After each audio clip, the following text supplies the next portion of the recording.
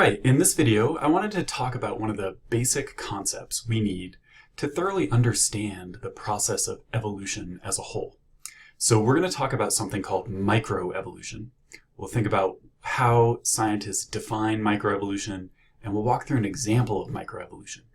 And then I hope we'll be able to use this understanding of microevolution moving forward to build a thorough understanding of the overall process of evolution and how we've come to construct it as one of our theories in science. So let's go ahead and start with microevolution. Let's define it. So what do scientists mean when they say that they've observed microevolution?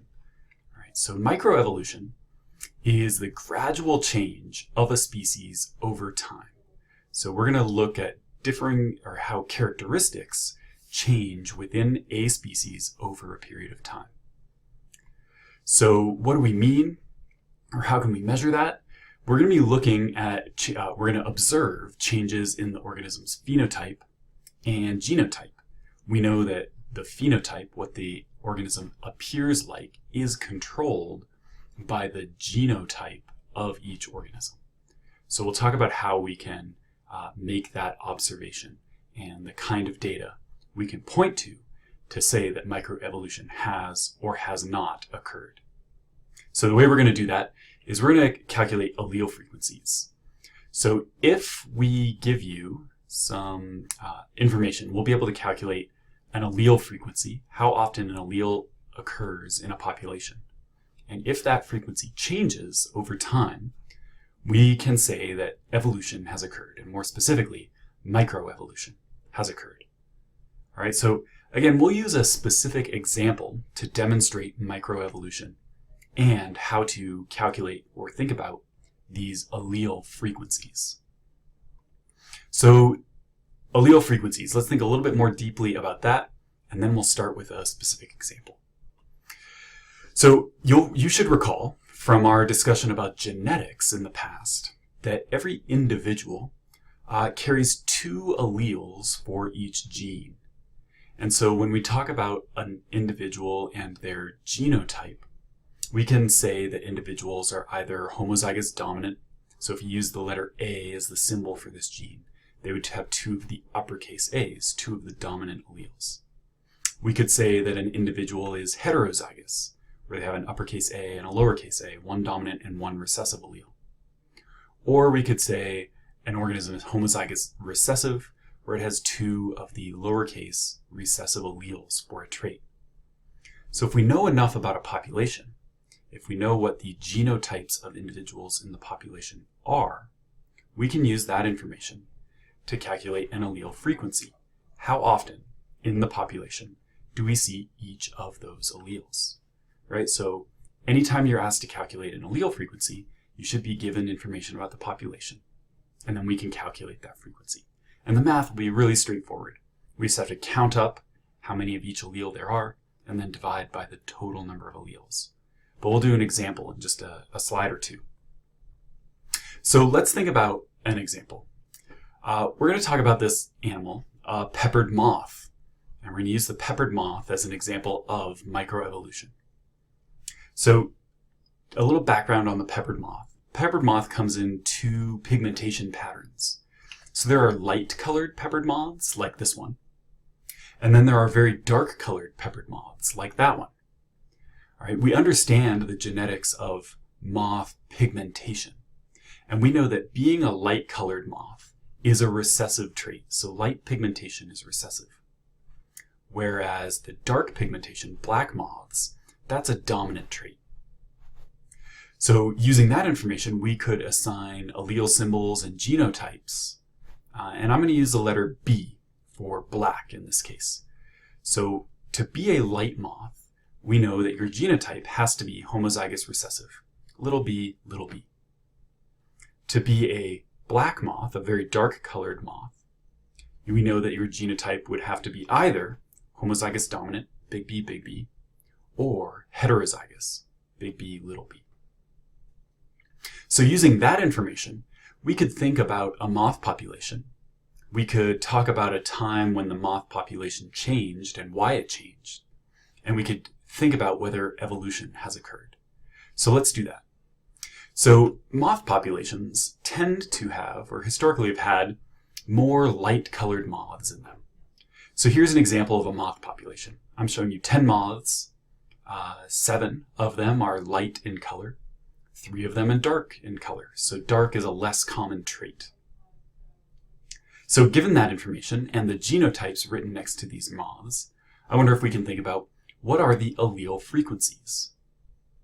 Again, we know that each individual harbors two alleles for the trait. So if we look at 10 moths, there are 20 alleles total in that population. Each moth has 2. Then all we have to do is count up, well, how many of those alleles are the uppercase B, the dominant dark allele? And we can start counting up here. There's 2 in this homozygous moth, then a 3rd here in the heterozygous moth, and a 4th in this other heterozygous moth.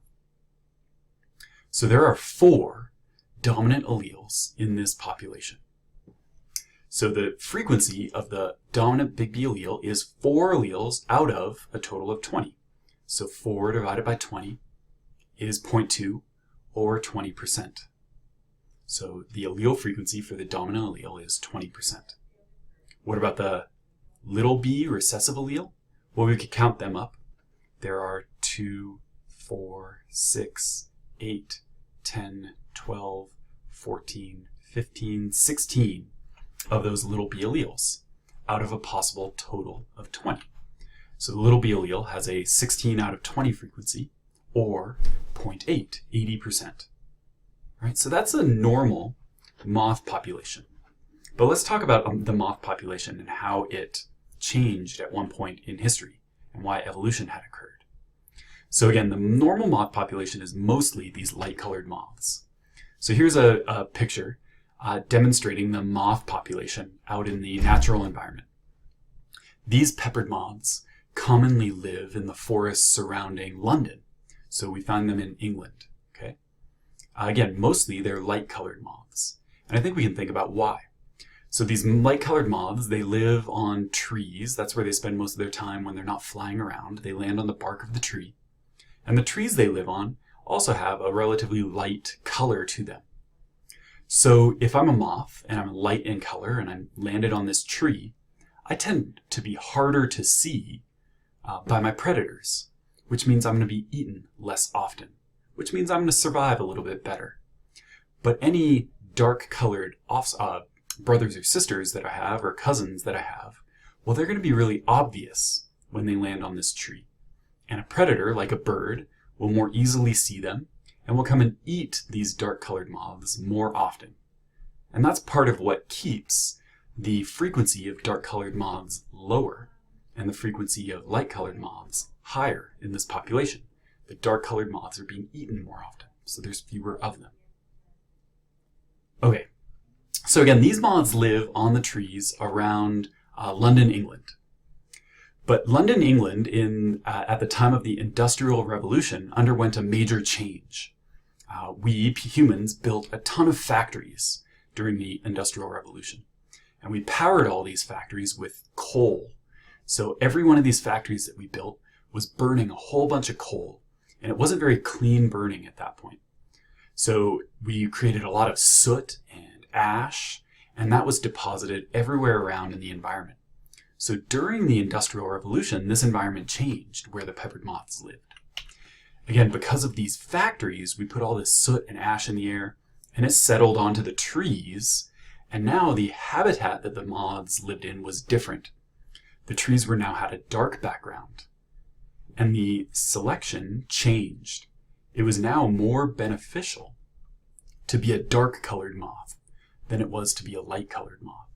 So now when a predator, like a bird, was looking for something to eat, it was much more likely that the bird found a light-colored moth in this environment and ate it. And so at this time, during the Industrial Revolution, the moth population changed. It went from having very few dark-colored moths to having a high number of dark-colored moths. So let's go back to this diagram. Here's a new population of the moths where more of them are dark in color. Fewer of them are light in color. Again, I've given you the information about their genotypes, And given that, again, this population of 10 moths, can we calculate the allele frequencies? So again, we do the exact same thing we did before. We count up the number of each allele and divide by the total number of alleles. So if we count up the dominant B alleles, there's 1, 2, 3, 4, 5, 6, 7, 8, 9, 10 of them. So the frequency of the dominant B allele is 10 out of 20, or 0.5, or 50%. There are only 20 alleles. All the other ones are the little b allele. I won't count them up, but there's also 10 of those. So the frequency of the little b allele is 10 out of 20, or 0.5, or 50%. So these frequencies are different than they were before. And that is evidence of microevolution. If the allele frequency changes, that is microevolution. It says something made a certain one of those alleles more useful, and so it's accumulating in the population. Or something made one of the alleles less useful, and it's diminishing in the population. So that is microevolution. So let's go back to our example here of the moths living in the forests surrounding London at the time of the Industrial Revolution. It again became beneficial to be a dark-colored moth, and it was detrimental to be a light-colored moth. And this was evidence that microevolution had occurred. When the moth population became a population with many more dark moths, that changed the allele frequency, and microevolution had occurred. So we have actually observed microevolution in our lifetime as humans. We can see this happen to populations. There's a change in the traits of a population. The moths went from being mostly light to mostly dark. And in fact, this has actually switched back. So since the Industrial Revolution, we've been really concerned about pollution, and we've cleaned up the way we burn products, and we don't put as much soot and ash into the air. And over the generations, rain has washed all the old soot off of the trees, and so the bark of trees has gone back to being light in color. And the peppered moth population near London, England, has gone back to being a mostly light-colored peppered moth population. So we've seen microevolution happen in this peppered moth population at least twice. So that's the example we're going to use. Again, microevolution is anytime we see the traits of a population change over time. We've seen that in this peppered moth. We'll talk about other examples. You'll read about other examples in the book or see other examples in our class discussions. So we'll end there. As always, I hope you ask any questions if you have them, and I will talk to you again soon.